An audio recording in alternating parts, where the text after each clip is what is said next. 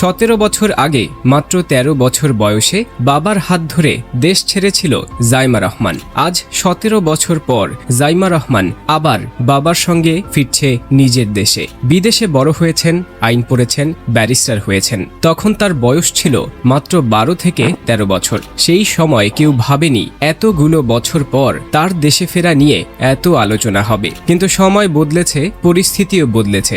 আজ জাইমা রহমান শুধু একটি রাজনৈতিক পরিবারের সন্তান নন, তিনি একজন প্রতিষ্ঠিত ব্যারিস্টার। জাইমা রহমানের জন্ম 1995 সালে। তার শৈশবের একটা বড় অংশ কেটেছে ঢাকার শহীদ মইনুল রোডের বাসভবনে, যেখানে দাদি বেগম খালেদা জিয়ার সঙ্গে সময় কাটিয়েছেন। ছোটবেলা থেকেই রাজনীতির পরিবেশ দেখেই বড় হয়েছেন তিনি। কিন্তু 2008 সালে রাজনৈতিক পরিস্থিতি খারাপ হলে পরিবারের সঙ্গে দেশ ছাড়তে হয় তাকে। বিদেশে গিয়ে তার জীবন পুরোপুরি বদলে যায়। নতুন দেশ, নতুন পরিবেশ, নতুন জীবন। তবুও তিনি কখনো নিজের দেশ বা শিকড় ভুলে যাননি। যুক্তরাজ্যে থেকেই তিনি পড়াশোনা শুরু করেন এবং Queen Mary University of London থেকে আইন বিষয়ে স্নাতক ডিগ্রি অর্জন করেন। পরে লন্ডনের ঐতিহ্যবাহী লিঙ্কনস ইন থেকে বার অ্যাট ল সম্পন্ন করেন 2019 সালে।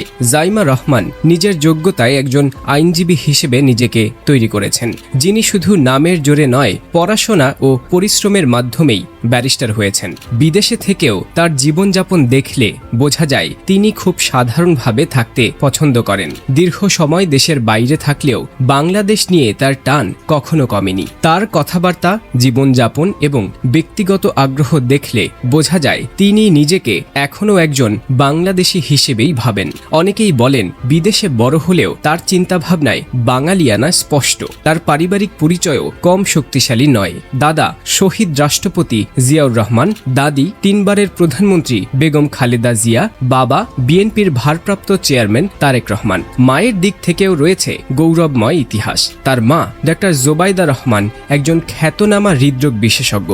চিকিৎসা গবেষণায় তার আলাদা পরিচিতি রয়েছে। এই পারিবারিক পরিবেশে বড় হওয়ায় জাইমা রহমানের জীবনটা অস্বাভাবিকভাবে আলাদা। তবে তিনি এখন পর্যন্ত সরাসরি রাজনীতিতে যুক্ত হননি। তবুও রাজনৈতিক বিশ্লেষকরা মনে করেন রাজনৈতিক পরিবারে জন্ম নেওয়া একজন শিক্ষিত ও আন্তর্জাতিক অভিজ্ঞতা সম্পন্ন মানুষ হিসেবে ভবিষ্যতে তার ভূমিকা গুরুত্বপূর্ণ হতে পারে। সম্প্রতি তারেক রহমানের সঙ্গে জাইমা রহমানের দেশে ফেরার খবর সামনে আসার পর এই আলোচনা আরও জোরালো হয়েছে। অনেকেই মনে করছেন এটি শুধু পারিবারিক প্রত্যাবর্তন নয়, বরং ভবিষ্যতের রাজনৈতিক প্রস্তুতির একটি ইঙ্গিতও হতে পারে। যদিও এই বিষয়ে জাইমা বা তার পরিবার সরাসরি কিছু বলেননি। আওয়ামী লীগ শাসনামলে তাকে নিয়ে নানা কটূক্তি ও বিতর্ক তৈরি করা হয়েছিল। তবে সেসব বিষয় তার শিক্ষা, যোগ্যতা বা ব্যক্তিত্বকে ক্ষুণ্ণ করতে পারেনি, বরং সময়ের সঙ্গে সঙ্গে তিনি আরও পরিণত হয়েছেন।